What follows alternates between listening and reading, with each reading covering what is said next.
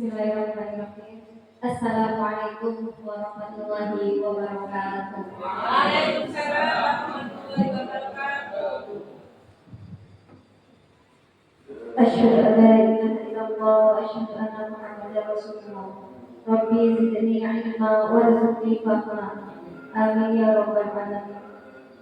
Yang terhormat Bapak Kepala Sekolah UPT SDN Pangurajo, yang kami hormati Bapak dan Ibu calon guru penggerak angkatan ke-10 Kota Pasuruan, serta Bapak Ibu guru PT SDN Pangurajo yang kami banggakan. Pertama-tama, marilah kita panjatkan puji syukur kehadiran Allah Subhanahu wa Ta'ala, yang mana pada siang hari ini kita dapat menghadiri acara diseminasi budaya positif di SDN Pangurajo Kota Pasuruan dalam keadaan sehat walafiat. Salawat dan salam marilah kita haturkan kepada junjungan kita Nabi besar Muhammad Sallallahu Alaihi Wasallam, yang mana syafaatnya kelak kita nantikan di hari akhir, dan mudah-mudahan kita semua termasuk di dalam barisan yang berada di belakang beliau yang mendapatkan syafaat beliau. Amin Allahumma amin.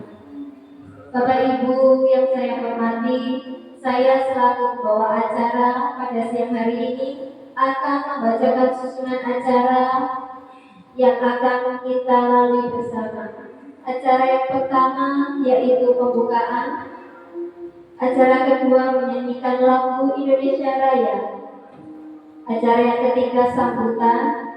Acara yang keempat yaitu presentasi dari Bapak Ibu calon guru penggerak angkatan ke-10 Kota Pasuruan. Dan acara yang kelima ditutup dengan doa. Untuk acara yang pertama yaitu pembukaan, marilah acara pada siang hari ini kita buka dengan pembacaan suratul Fatihah, dengan harapan mudah-mudahan acara pada siang hari ini dapat berjalan dengan lancar. Al-Fatihah.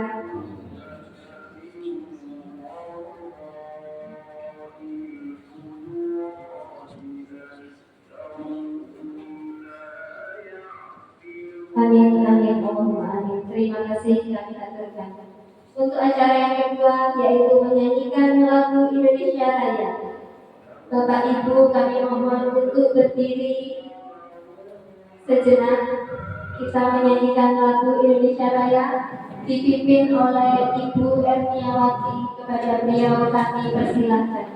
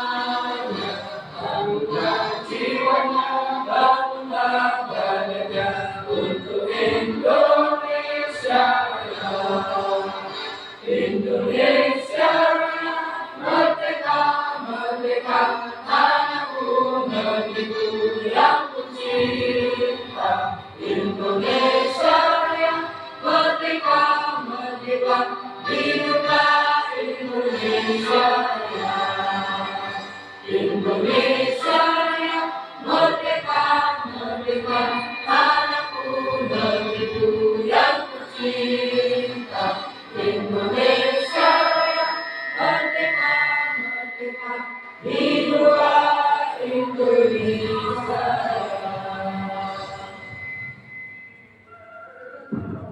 Terima kasih, Bapak Ibu bisa duduk kembali.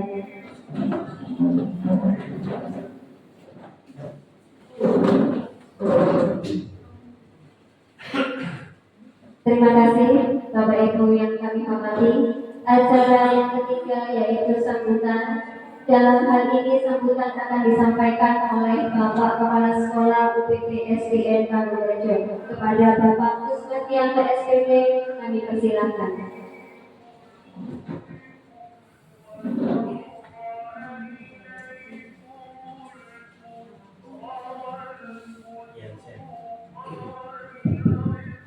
Yang saya hormati CGP dalam bergerak Ibu Siti, Bu Lisa dan Pak Roni.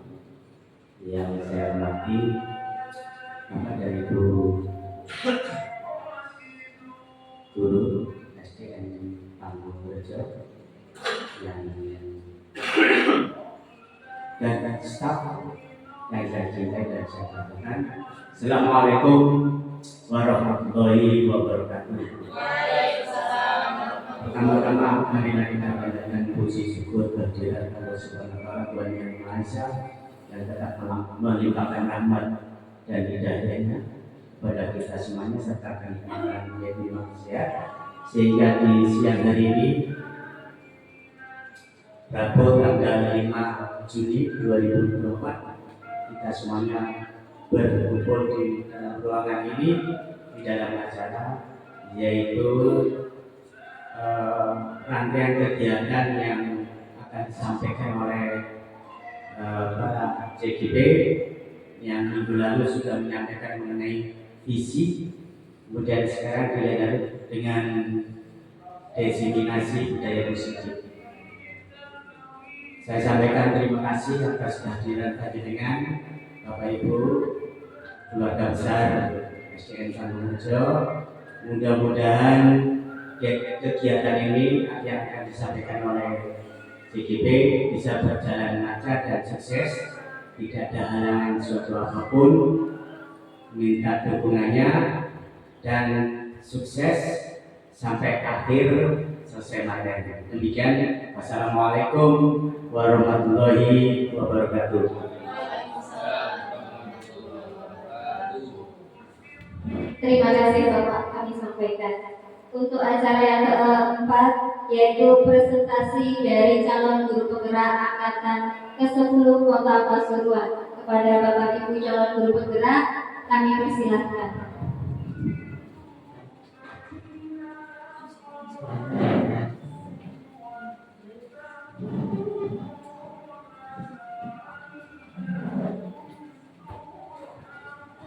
Bismillahirrahmanirrahim.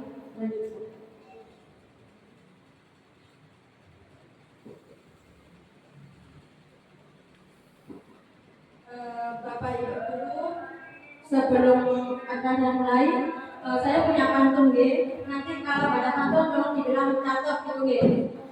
Ambil kayu untuk membuat meja.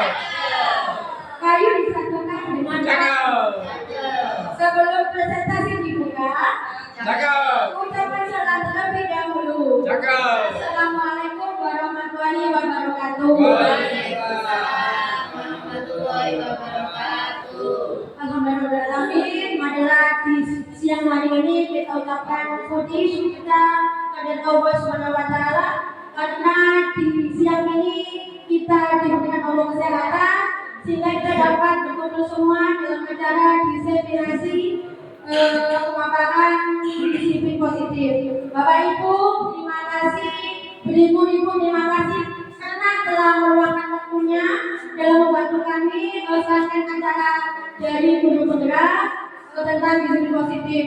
Hari ini kami dari TGP Angkatan 10, saya Bu Siti Asia, Bu Hima dan Pak Roni akan memaparkan tentang diseminasi disiplin positif.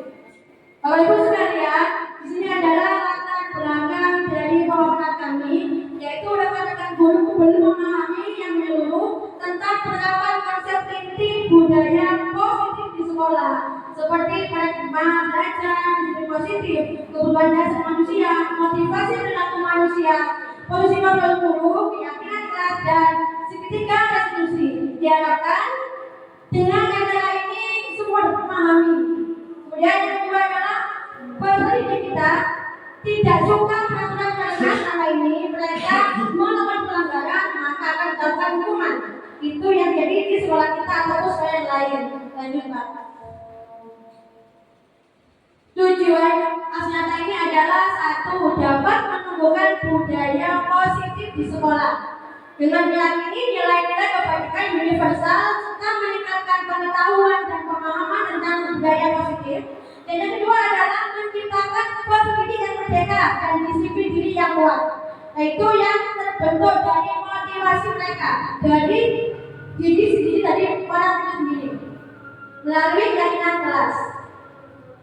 Ukurnya ini adalah adanya terlaksananya diseminasi positif dalam sekolah, yaitu yang kedua adanya keyakinan kelas, yang ketiga adalah menerapkan keyakinan kelas yang dibuat dan disepakati.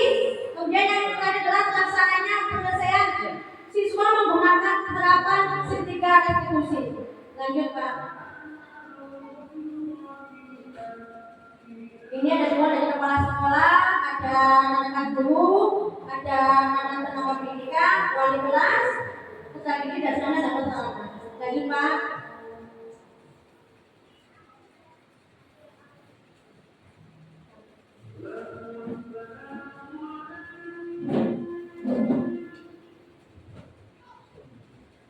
Nah, berikut ini adalah merupakan kegiatan diseminasi di sekolah mengenai pemahaman dan pengalaman penerapan budaya positif.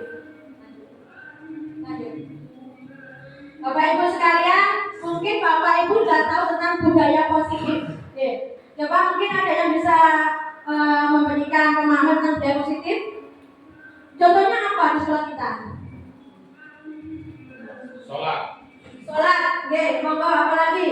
Melaksanakan tata tertib sekolah. Oke, apa lagi? Cinta lingkungan. Cinta Tuhan. Itu adalah tentang budaya positif di sekolah tentunya. Dan budaya positif adalah merupakan perwujudan dari nilai-nilai atau keyakinan universal yang diterapkan di sekolah. Budaya positif mendorong murid untuk menjadi lebih mandiri dan bertanggung jawab dengan berpikir, bertindak, dan mencipta. Dan konsep inti budaya positif itu ada 7. 1. Perubahan paradigma belajar. Yang kedua, diisi positif dan nilai kebajikan. 3. Kebutuhan dasar manusia. 4. Motivasi perilaku manusia. 5. Posisi kontrol guru. 6. Keyakinan kelas. 3. Segitiga restitusi. Nanti ini dibagi kita bertiga ya. Dan saya dengan Pak Roni dengan Bu Ima. Lanjut Pak. Ini adalah perubahan paradigma belajar Bapak Ibu. Dalam kita mengenal adanya pembelajaran yang berpusat pada guru dan pembelajaran yang berpusat pada murid. Mungkin ada yang bisa memberikan pemahaman tentang itu Bapak Ibu, monggo. Berpusat pada guru dan berpusat pada murid. Bagaimana? Kalau berpusat pada guru berarti siapa yang menjadi subjeknya? Guru. Kalau berpusat pada murid siapa subjeknya? Murid. Nah, jadi untuk sekarang ini paradigma baru pembelajarannya berpusat pada murid. Nah, di mana setiap murid itu mempunyai kebutuhan yang berbeda-beda. Seperti kata Ki Hajar Dewantara bahwa kita itu menuntun anak sesuai dengan kodrat alam dan kodrat zaman. Maksudnya, kodrat alam bagaimana? Anak itu masing-masing mempunyai keunikan, masing-masing mempunyai nilai sendiri, bahkan yang berbeda. Jadi kita sebagai guru harus bisa menuntun bagaimana kita mengarahkan anak sampai pada tujuannya. Yang kedua adalah kodrat zaman. Di zaman ini tuh serba teknologi, banyak pengetahuan baru. Kita sebagai guru harus bisa menuntun anak sesuai dengan kodrat zaman, mengikuti zaman, tapi dengan syarat harus bisa sesuai dengan nilai-nilai luhur budaya kita. Yang kedua adalah pembelajaran dengan paradigma baru. Kita menggunakan berdasarkan prinsip pembelajaran berdiferensiasi. Yaitu bagaimana itu? Siapa yang bisa membantu pembelajaran berdiferensiasi? Siapa itu? Monggo. Pembelajaran yang berpusat pada murid. Oke. Dan lagi monggo. Pembelajaran berdiferensiasi. Pembelajaran lanjut Pak. Yang berbeda-beda. Oke, yang berbeda-beda sesuai dengan kebutuhan siswa. Jadi dalam berdiferensiasi itu ada beberapa strategi yang bisa kita gunakan. Yang pertama, kita bisa menggunakan diferensiasi konten. Yang kedua, kita bisa menggunakan diferensiasi proses.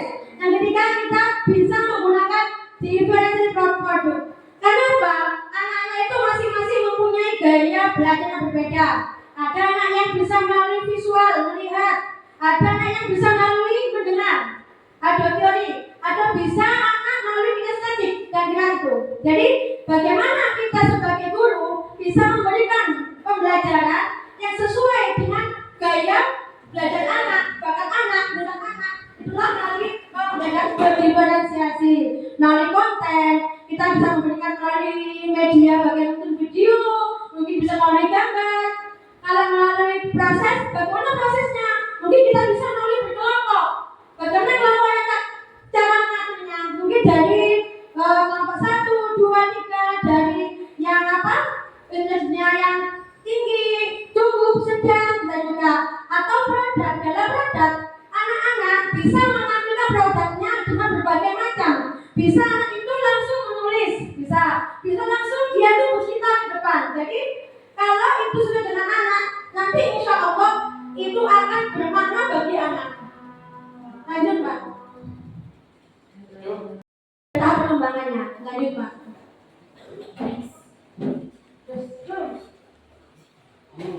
Nah, ada 6 profil pelajar Pancasila. Yang pertama adalah beriman, bertakwa kepada Tuhan Yang Maha Esa.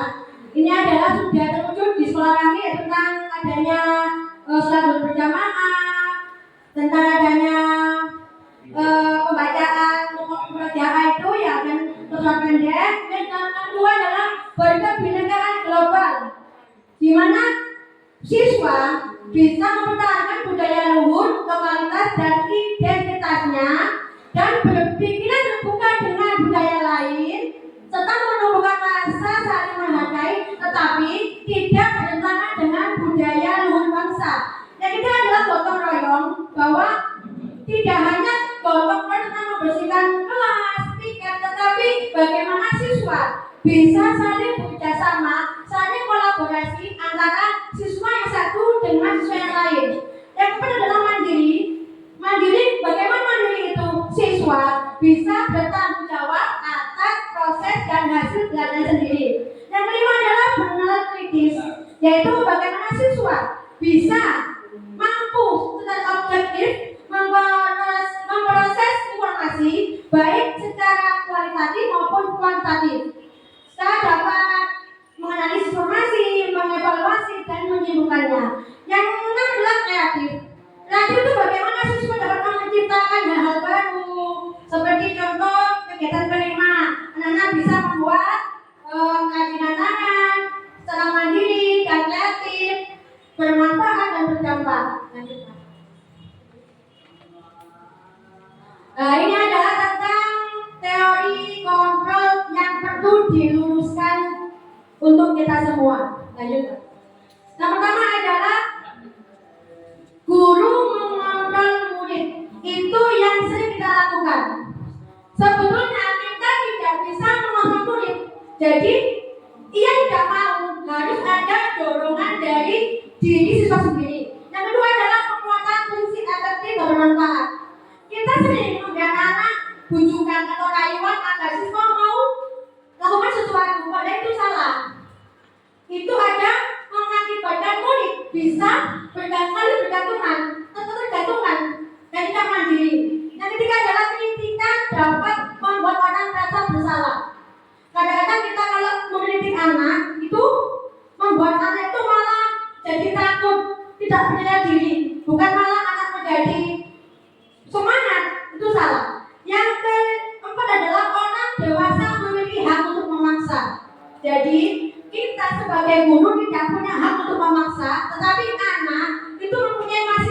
pilihan dan kita harus menghormati pilihan anak dan itu adalah hak anak yang harus kita hormati. Lanjut Pak. Lainnya adalah mengubah paradigma. Dulu kita membahas tentang stimulus respon. Kalau sekarang ada namanya teori kontrol. Jadi dulu itu kita mencoba mengubah orang agar sama dengan kita. Padahal itu tidak benar. Yang benar adalah kita harus bisa memahami pandangan orang lain tentang dunia, bukan malah kita mengubah. Yang kedua adalah perilaku buruk itu dinilai dari suatu kesalahan. Tidak semua kesalahan itu buruk, tapi kita harus mencari dulu. Nanti ada namanya segitiga restitusi, nanti dibahas pada materi selanjutnya. Jadi karena semua orang punya tujuan, kita tidak tahu orang berbuat salah itu ada tujuannya. Dan itu kita harus mengetahui bagaimana kita mencari tahu terus menemukan solusi terbaik. Yang ketiga adalah orang lain bisa mengontrol saya. Tidak bisa. Orang lain mengontrol. Yang bisa mengontrol itu hanya diri kita sendiri. Yang keempat adalah pemaksaan ada pada saat kunjungan gagal. Tapi yang benar adalah kolaborasi dan konsensus. Maksudnya apa? Kolaborasi dan kita membuat kesepakatan bersama-sama untuk menciptakan pilihan baru. Yang nomor 5 adalah model berpikir menang kalah. Tidak, bukan begitu namanya persaingan. Yang kita butuhkan adalah model berpikir menang. Lanjut.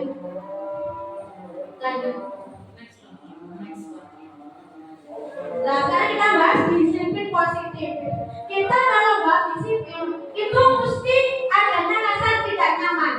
Kalau disiplin itu ibaratnya ada hukuman. Nah, jadi untuk disiplin ini kita cenderung menghubungkan kata dengan ketidaknyamanan. Yang benar adalah disiplin itu bagaimana siswa dapat mengontrol perilaku sendiri, bertanggung jawab atas tindakannya sendiri. Jadi kita berusaha bagaimana siswa itu dapat mengontrolnya sendiri, itu menggunakan kesadaran sendiri dari motivasi intisip siswa, bukan dari orang lain. Jadi kita sebagai pendidik, tujuan kita adalah menuntun murid untuk memiliki disiplin diri, sehingga mereka bisa berlaku pada nilai-nilai universal dan memiliki motivasi intrinsik dan bukan ekstrinsik. Jadi dari siswa, bukan dari luar yang mempengaruhi siswa. Lanjut. Ini adalah nilai-nilai kebajikan universal. Bapak Ibu mungkin ada yang bisa membantu saya apa contoh dari nilai-nilai kebajikan itu?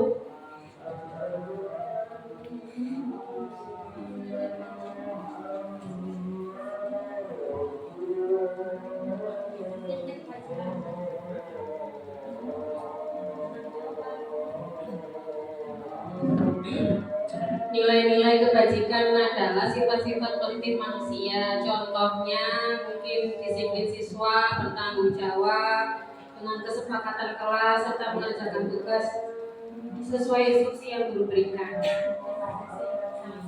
Mungkin ada yang bisa lagi untuk nilai kebajikan. Contohnya apa? Yang tadi pada itu nilai yang baik untuk siswa apa saja?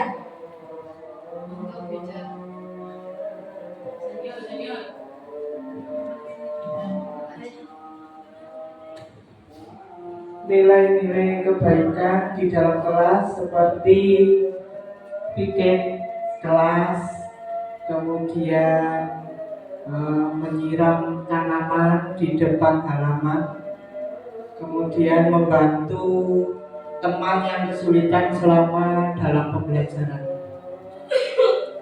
Terima kasih untuk Bapak Ibu bahwasanya nilai kebaikan adalah nilai yang baik bagi siswa, dan itu adalah merupakan tujuan mulia yang ingin dicapai setiap individu, setiap siswa. Dan nilai itu adalah nilai yang sepakati bersama, meskipun beda bahasa, beda agama, beda suku bangsa, tetap namanya nilai-nilai kebajikan. Dan itu adalah contoh dari profil pelajar Pancasila.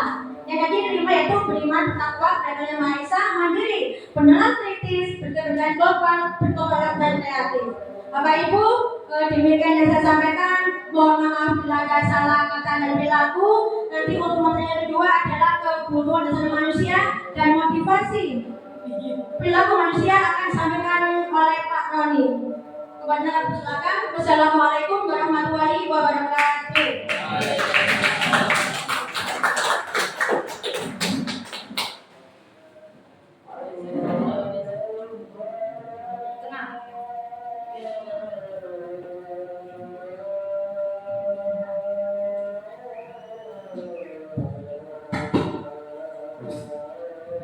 Tes, betul.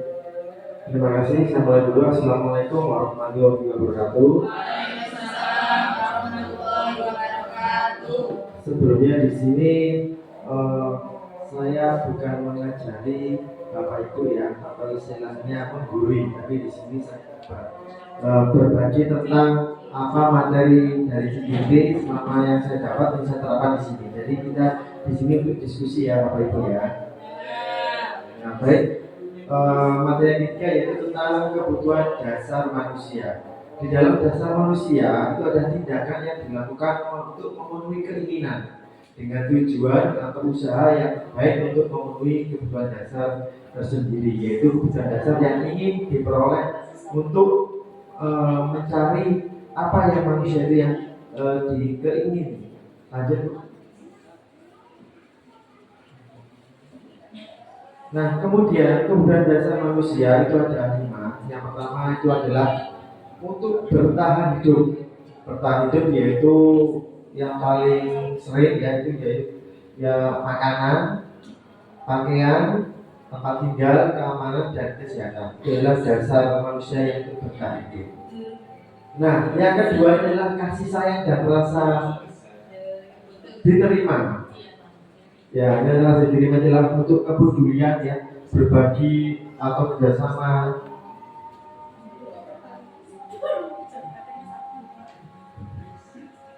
Dan yang berikutnya penguasaan. Ya, itu adalah dasar manusia yaitu untuk bertahan hidup.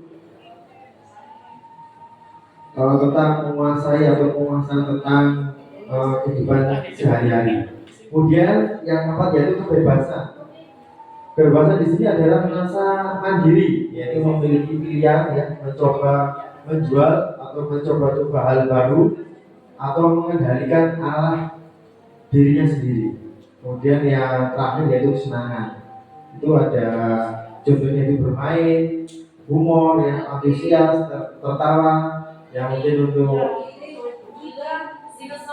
hiburan, ya rekreasi itu juga termasuk dari kebutuhan dasar manusia. Yang keempat yaitu materinya tentang motivasi perilaku manusia itu sendiri. Itu ada 3, yaitu ada hukuman, konsekuensi, sama restitusi. Yang hukuman itu ada contoh, itu ada hukuman tidak terencana atau secara tiba-tiba.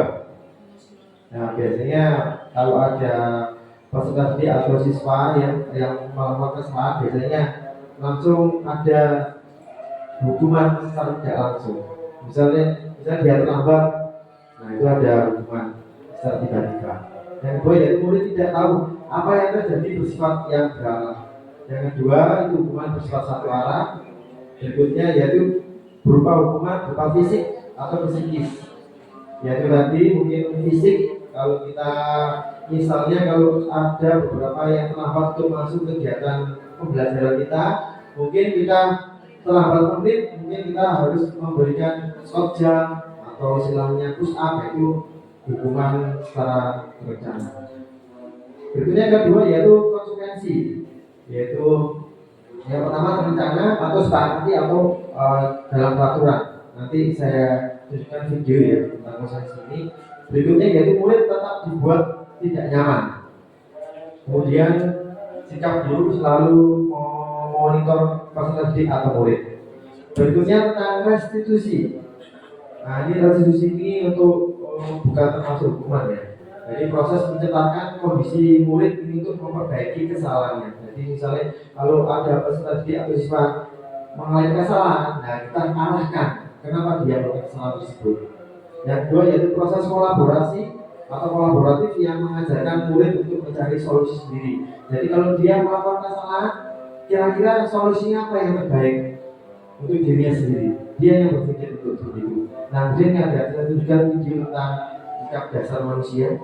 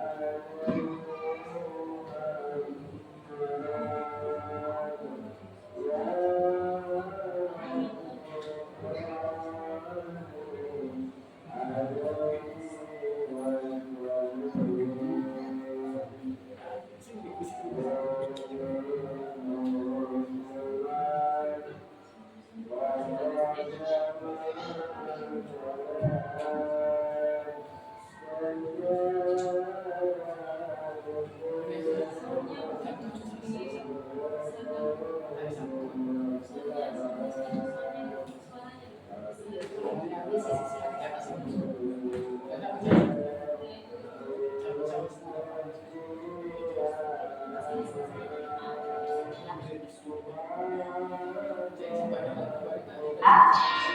kebutuhan pokok, ada merdeka.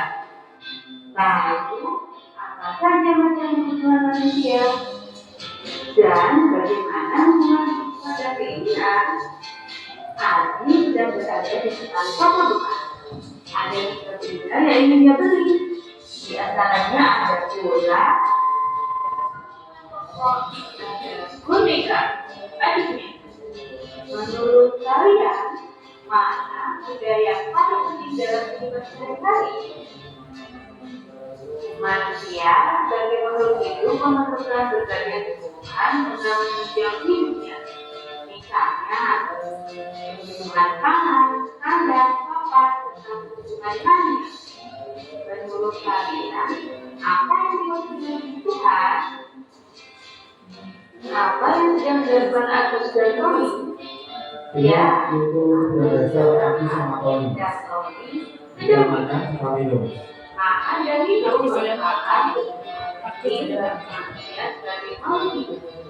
Namun, apakah manusia hanya memerlukan makan dan minum?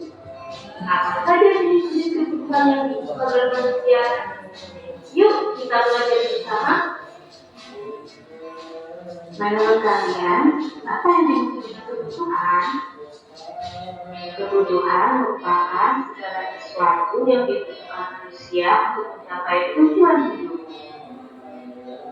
Tujuan tersebut dapat berupa jasmani atau rohani. Berdasarkan kepentingan atau intensitas penggunaannya, kebutuhan dibagi menjadi 3 jenis. Yang pertama, kebutuhan primer. Yang kedua, kebutuhan sekunder. Dan yang ketiga, kebutuhan tersier.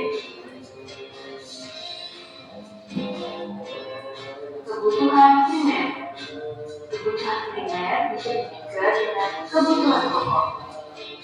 Kebutuhan primer merupakan kebutuhan paling mendasar dan harus dipenuhi oleh manusia. Contoh kebutuhan primer antara lain pangan, kandang, dan papan. Yang kedua, kebutuhan sekunder. Kebutuhan sekunder merupakan kebutuhan yang muncul setelah kebutuhan primer terpenuhi. Kebutuhan sekunder berfungsi sebagai penunjang hidup dan apa saja.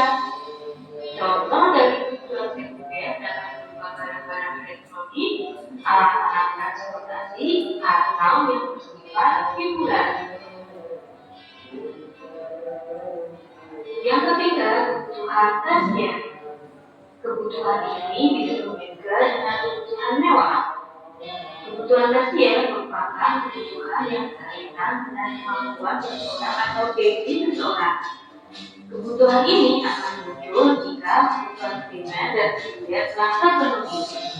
Contoh dari kebutuhan tersier antara lain hiasan, hobi mewah, mahal, jalan-jalan ke luar negeri, dan sebagainya.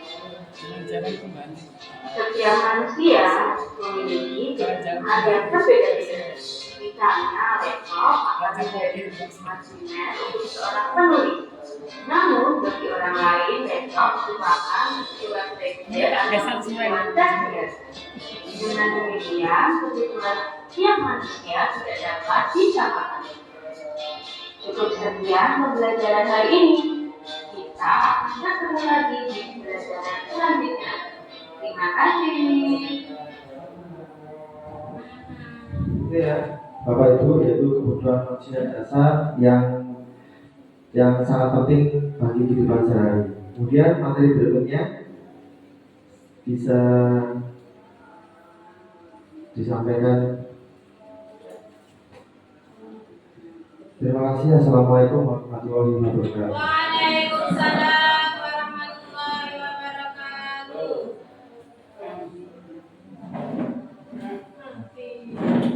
Biar gak ngantuk, kita ice breaking dulu ya. SI-nya masih on the way.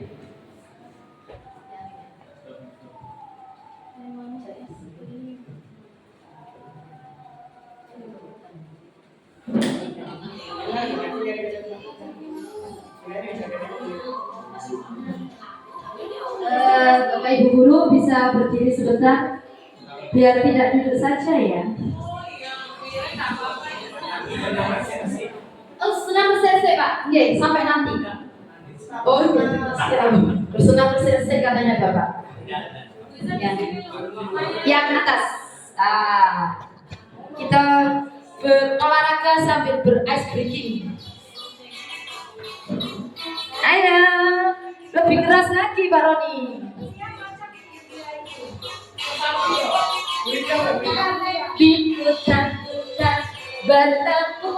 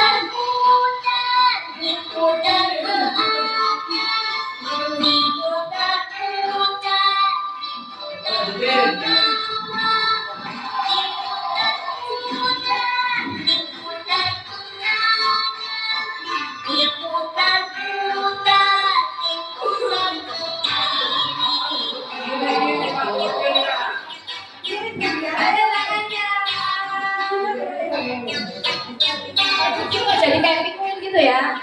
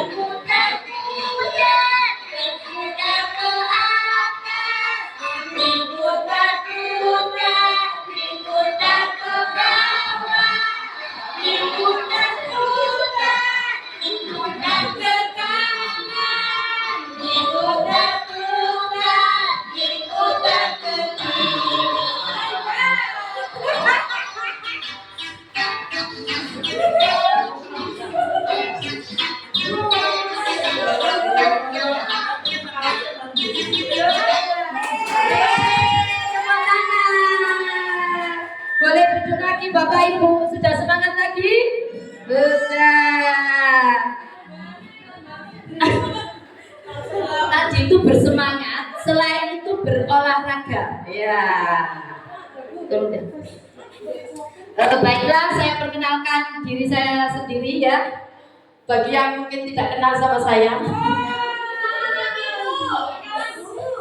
Perkenalkan, nama saya Himatul Aliyah Nur Azizah, calon penggerak angkatan 10 dari UPT SDN Tanggungrejo Kota Pasuruan. Suara saya sudah keras sekali ya, sangat keras. Selain ice breaking, saya mau berpantun sedikit. Jangan lupa bilang cakep. Cakepnya yang keras ya. Oke. Si Maya ke toko roti, beli kismis juga terasi. Di siang yang sangat panas ini, yuk simak si manis mau presentasi.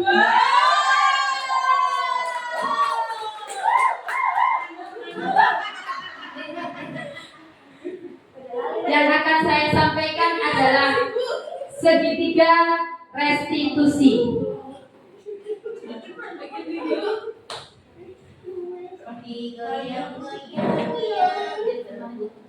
Ya. Yang pertama yaitu 5 posisi kontrol guru. Kalau kita sebagai guru biasanya posisi kontrolnya kita lebih cenderung ke penghukum dan pembuat merasa bersalah. Kita jarang sekali sebagai teman kalau sudah dihadapkan dengan murid yang bersalah. Kecuali kalau itu muridnya pas baik-baik saja, kita bisa berkontrol sebagai teman. Tapi yang lebih sering kita laksanakan adalah kontrol sebagai penghukum dan pembuat merasa bersalah.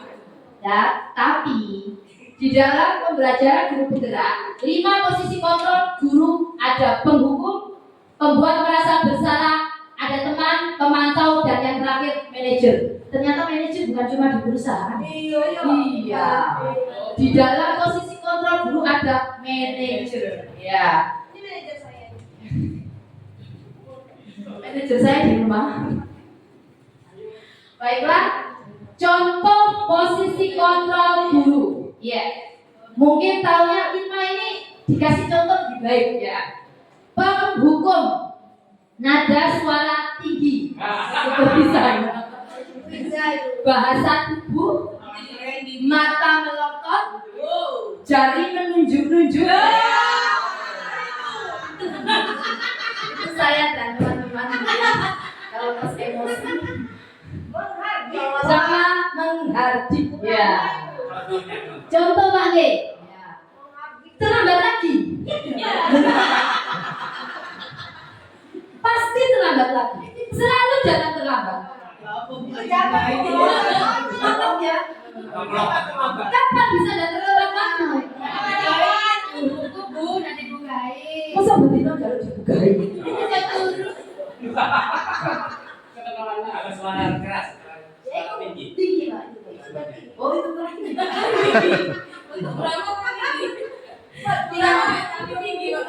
Tanyakan kepada diri Anda, bagaimana perasaan murid bila guru berbicara seperti itu pada saat muridnya datang terlambat? Kira-kira perasaan Biasa saja. biasa saja. Guru jahat. Oh guru jahat gitu. Terus saya dia gimana? Sebagai guru kelas 1 kalau kita marah-marah ngelontot, Bu dia marah-marah katanya. Dia pernah marah sekali sampai muridnya nangis. Saya yakin memang dia nggak pernah marah.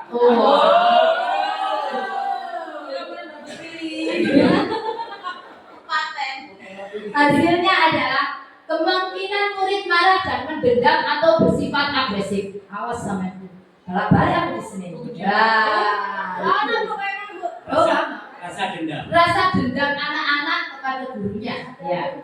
Bisa jadi sesudah kembali duduk, murid tersebut akan mencoret bukunya atau meja tulisnya. Lebih buruk lagi, sepulang sekolah, murid melihat motor atau mobil bapak ibu guru dan akan menggores kendaraan tersebut dengan paku. Atau langsung dirobot bisa. Ya. Kok ditakoi, karo Bu. Harus apa sing lebu-lebu? Ya. Pernah nggak terjadi di sekolah kita? Jangan sampai ya. Selanjutnya itu kontrol guru sebagai pembuat merasa bersalah. Kira-kira yang kita lakukan ini benar atau salah? Salah. Oh iya. Kita melihat kondisinya ya. Kondisi alam dulu ya. Kondisi alamnya seperti yang disampaikan Bu Siti tadi, kodrat alam dan kodrat zaman. Selanjutnya Bu Siti. Iya. Kontrol sebagai teman, nada suara ramah, akrab dan bercanda. Nak Wahyu.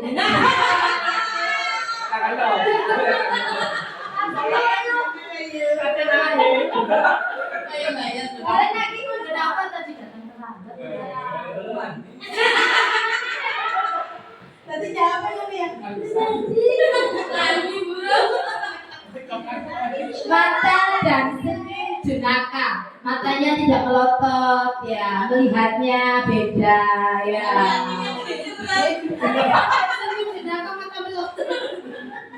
Adi, ayolah, bagaimana sih kamu?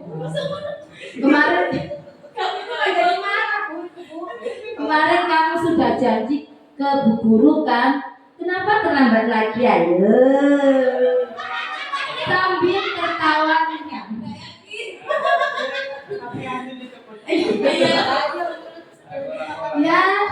Ya sudah tidak apa-apa, tapi di sini sambil menghela nafas. Jujur dulu nanti Pak Guru bantu. Kamu ini sambil senyum-senyum tapi di sini begini ya, memberontak sekali ya. Bagaimana perasaan murid dengan sikap guru seperti itu? Nah, kita sudah praktekkan ya. Tapi lebih banyak yang tadi ya. Iya, masuk. Hasilnya murid akan merasa senang dengan dan akrab dengan guru. Nah, katanya Bu Dia tadi akhirnya gak wedi Bu. Ini termasuk dampak yang positif. Hanya sisi negatifnya, murid menjadi tergantung pada guru tersebut. Pak belum aku, belumnya silang sampai Pak Wahito. Nah, saya berbila diberlakukan kekurangan. Selanjutnya yaitu kontrol guru sebagai pemantau. Nada suara datar, bahasa tubuh formal. Bagus. Pak Mas Sultan deh. Sudah tahu jam berapa dimulai? Kamu terlambat 15 menit. Kamu sudah mengerti konsekuensinya? Iya. Ya, benar. Nanti saat istirahat kamu harus tinggal di kelas untuk menyelesaikan tugas. Saya tunggu. Oke katanya. Bagaimana perasaan murid diperlakukan seperti ini? Iya, tegang ya, seperti menghadapi interview. Ya. Murid memahami konsekuensi yang harus dijalankan karena telah melanggar salah satu peraturan sekolah. Guru tidak menunjukkan suatu emosi yang berlebihan, menjadi marah atau membuat merasa bersalah. Murid tetap dibuat tidak nyaman, yaitu dengan harus tinggal kelas pada waktu jam istirahat dan mengerjakan tugas. Jujur Bapak Ibu Guru, ini sering kita lakukan. Iya, kamu betul? Ayo kamu, gak selesai, selesai istirahat. Istirahat untuk langsung baru besok masuk. Lah itu. Tetap adikku yang belum ibu. Posisi yang terakhir yaitu manajer. Nada suara tulus, bahasa tubuh tidak takut dan mendekat ke murid. Seperti saya. Tepuk tangan dulu. Contohnya Pak Khalid tadi.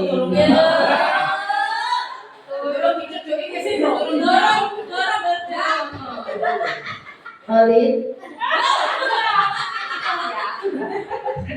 Apa kamu tahu jam berapa sekolahnya dimulai? Berapa? Ini sekolahnya, bukan kantor. Jadi kamu terlambat. Kira-kira kamu memperbaiki masalah ini bagaimana? Lu, bapaknya kemana nah? Oh ke laut, boleh iwak.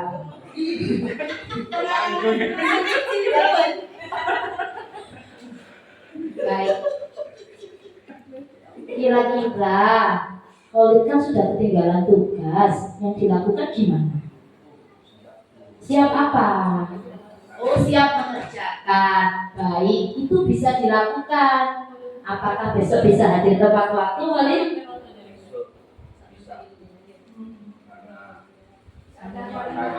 Oh sudah ada udah. Baik ya, saya hargai usahamu untuk memperbaiki diri. Ya, kira-kira terima kasih ya Khalid ya. Kira-kira kalau murid diperlakukan seperti ini senang apa betul? Senang ya. Tapi iya. Setiap hari harus mutar paramek ya. Benar di sini menahan emosi sabar.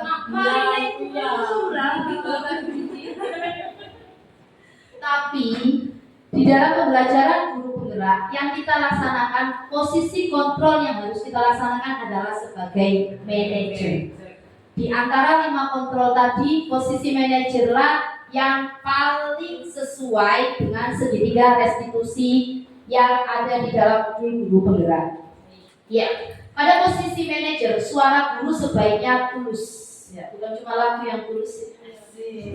Tidak perlu marah, tidak perlu meninggikan suara, apalagi menunjuk jari ke murid. Ya, berkacak pinggang atau bersikap seolah-olah menyesal, tampak sedih sekali akan perbuatan murid atau bersenggal gurau menempatkan diri sebagai teman. Fokus ada pada murid, bukan untuk membahagiakan guru atau orang tua.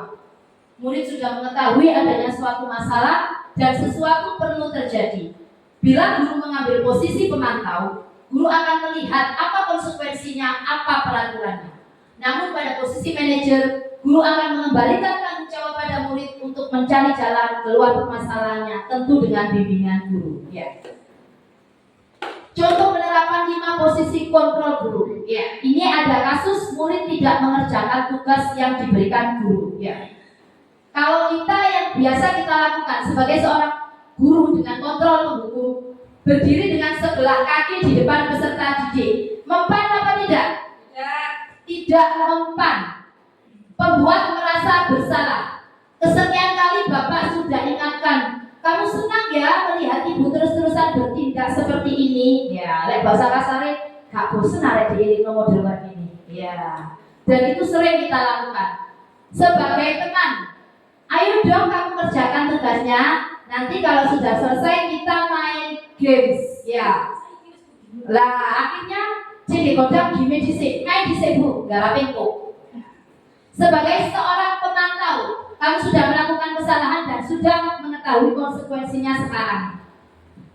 Tapi jika kita sudah sebagai seorang manajer, kita akan bertanya kepada murid, apa kamu tahu kesalahan kamu? Keyakinan sekolah apa yang sudah kamu langgar? Dan apa yang akan kamu lakukan untuk menyelesaikannya? Kita kembalikan lagi ke murid biar mereka berpikir sendiri. Kita bimbing mereka sampai mereka mengetahui solusi dari permasalahan mereka. Posisi kontrol, kontrol apakah aku? Ya, saya kecewa sekali dengan kamu. Ku ingin marah, melampiaskan. Apakah sebagai pembuat merasa bersalah? Kira-kira Bu Guru di sini rata-rata mengambil posisi kontrolnya sebagai yang mana? Penghukum. Bisa dari apa tidak kita ngambil posisi kontrolnya sebagai penghukum dan pembuat merasa bersalah. Oh, kalau Pak Judin manajer. Oke. Bagus Pak Judin, tepuk tangan. Posisi kontrol apakah aku? Kamu tidak pernah benar melakukannya. Sekarang keliling lapangan 3 kali. Wah. Penghukum ya. Itu sebagai penghukum. Pelajaran Pancasila nyambi sama olahraga. Jadi Sabtu tidak usah olahraga, sudah soalnya.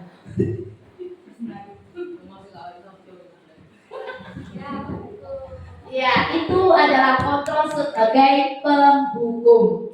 Selanjutnya, kira-kira posisi kontrol apakah aku? Kira-kira bagaimana kamu akan memperbaiki masalah ini? Ya, manajer. Yang terakhir ya, posisi kontrol sebagai seorang manajer. Selayaknya manajer di sebuah perusahaan yang sedang mereview hasil kerja bawahannya. Kita kembalikan lagi belajar bersikap dewasa. Posisi kontrol apakah aku? Ayolah lakukan demi bapak dan ibu. Kira-kira ini posisi kontrol sebagai apa? Sebagai apa? Sebagai teman. Demi aku. Ya, ada kata-katanya demi aku.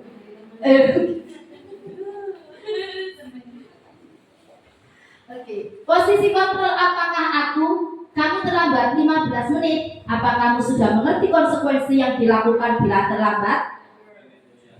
Manajer kah? Bukan. Pemantau. Seperti Bapak Gus tadi.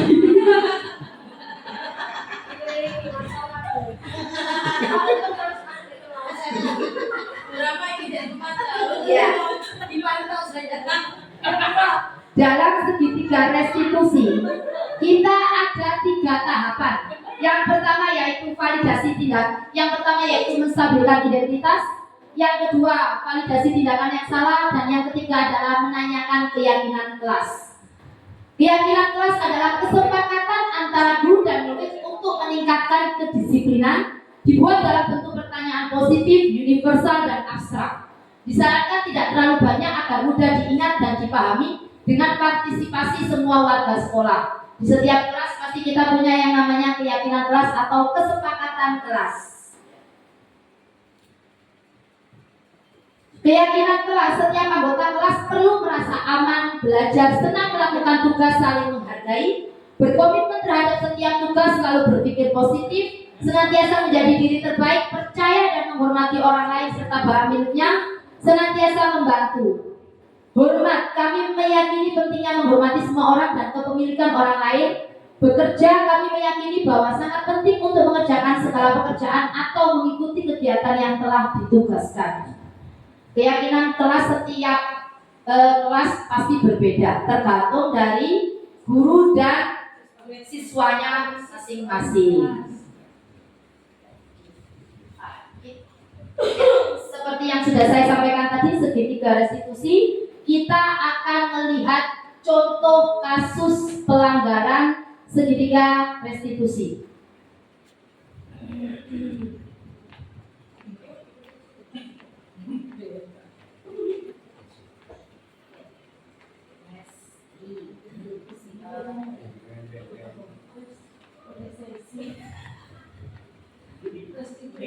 Praktek segitiga restitusi, ya, di kasus 2 belum Mbak, kita baca dulu.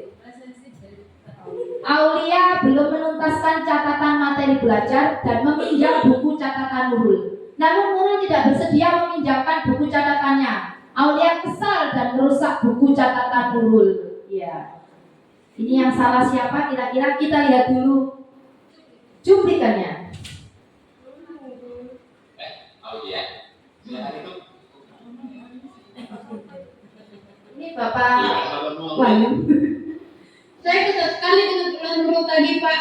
Dia tidak bersedia meminjamkan buku catatannya. Padahal saya hanya ingin menjalani tugas. Setiap orang tentunya kesal jika tidak diajukan. Lalu apa tindakan kamu tadi, Aulia? Tadi saya robek buku catatannya, tapi cuma sampulnya aja kok, Pak. Kesel banget saya. Wajar jika kita emosi. Lalu apa Aulia puas dengan tindakan itu?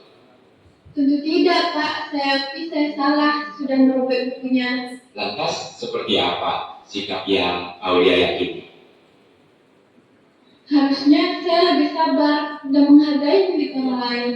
Jadi, apa rencana Aulia untuk memperbaiki keadaan ini? Saya akan meminta maaf kepada Nurul, Pak. Dan saya juga bersedia untuk mengganti sampul bukunya yang saya rusak tadi. Gimana, Pak? Setuju. Bagaimana perasaan jika sudah melakukan tindakan yang kamu yakini itu, Aulia? Tentunya saya akan menjadi pribadi yang lebih tenang dan sabar, Pak. Baiklah, Aulia. Mari kita pikirkan penyelesaian masalah ini. Jika perlu, kita panggil Nurul. Bagaimana? Siap, Pak. Terima kasih, Pak. Ya, di dalam kasus tersebut, posisi kontrol apakah yang dilaksanakan oleh Bapak Guru tadi? Sebagai apa? Sebagai manajer, ya. Dia sudah menjalankan tahapan segitiga restitusi, yaitu menstabilkan identitas, validasi tindakan yang salah, dan menanyakan keyakinan kelas. Segitiga restitusi membantu guru dan orang tua mengembangkan kemandirian dan tanggung jawab. Dan tanggung jawabnya sendiri. Jadi kita kembalikan kepada murid, biar murid yang menyelesaikannya. Kira-kira solusinya seperti apa? Kira-kira Bapak Ibu Guru, apakah sudah ada yang melaksanakan tahapan segitiga restitusi ini? Awalnya ada. Karena gak beban, Bu. Karena mendal, ya. Tapi kira-kira setelah kita belajar bersama-sama tentang tahapan posisi kontrol guru, mau apa tidak melaksanakan posisi kontrol guru sebagai seorang manajer? kira-kira apa akan belajar untuk memulai posisi kontrol sebagai manajer? Ya. Karena segitiga restitusi membantu murid memiliki tujuan, disiplin positif, dan memperbaiki kesalahan. Restitusi adalah pembelajaran dari kesalahan, bukan untuk menghindarinya. Ya, masalah itu ada untuk dihadapi, bukan untuk dihindari.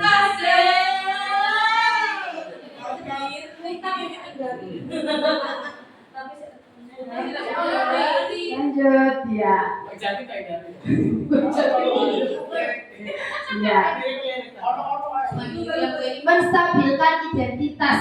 Kita bisa ngomong lebih dari hati ke hati, ya. Setiap orang pasti pernah melakukan kesalahan. Kamu bukan satu-satunya yang pernah melakukan hal ini. Itu contoh kata-katanya. Yang kedua yaitu validasi tindakan yang salah. Kamu tentu punya alasan mengapa melakukan hal itu. Dan apakah ada cara yang lebih efektif untuk mendapatkan apa yang kamu butuhkan?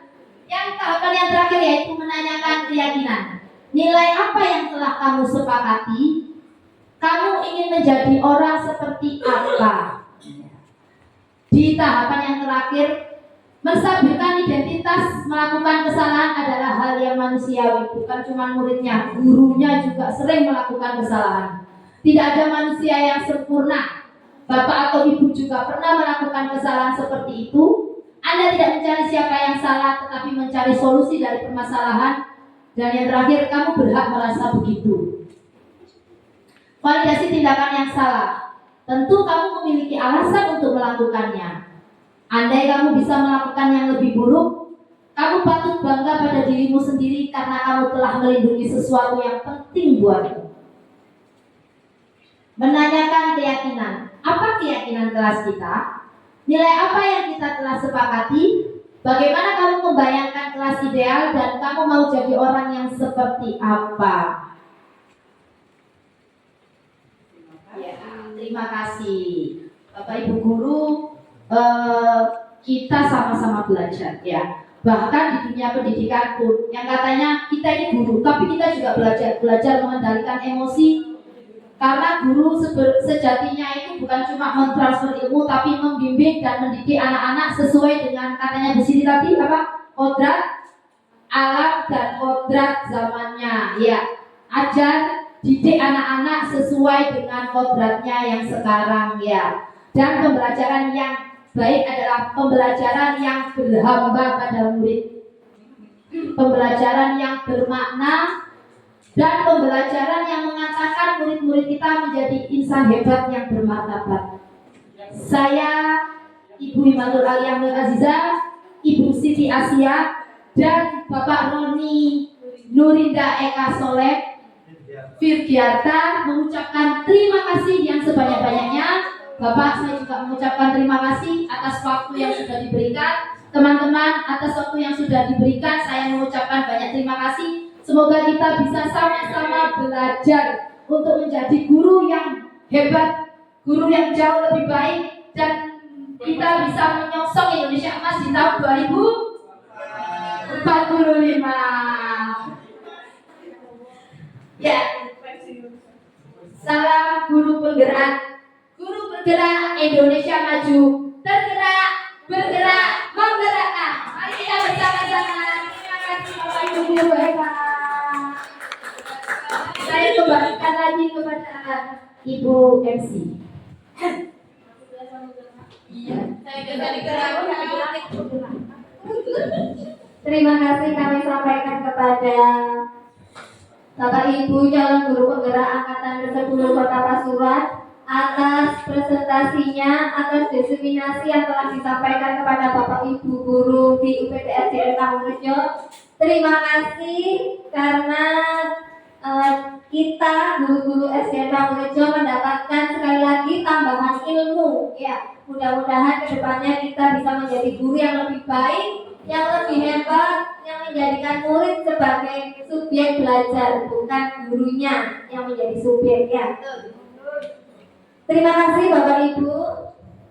Untuk acara yang terakhir yaitu penutup doa, saya selaku pembawa acara mengucapkan mohon maaf yang sebesar-besarnya apabila dalam tutur kata, atau tingkah laku yang tidak berkenan. Saya akhiri, wassalamualaikum warahmatullahi wabarakatuh. Waalaikumsalam warahmatullahi wabarakatuh. Untuk pembacaan doa kami sampaikan kepada Ustaz Wabul, kepada beliau kami persilahkan.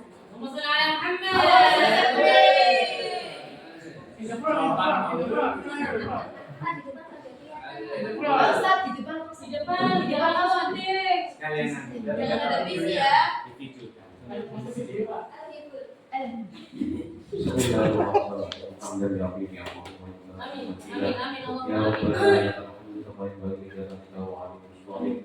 Allahumma sholli ala sayyidina Muhammad wa tabdilana biya hajat wa qadar wa tarmauna biya inna darajat mungkin khirati wal hayati wa barakatuh.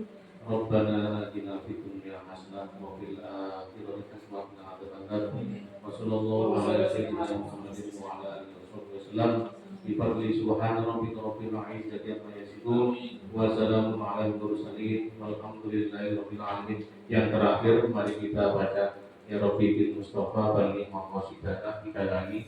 Semoga seketika Bapak guru dan Ibu guru, Ibu Siti, Ibu Isa dan Pak Rakol ini melejit cita-citanya di ambang pintu di depan mata kita semuanya.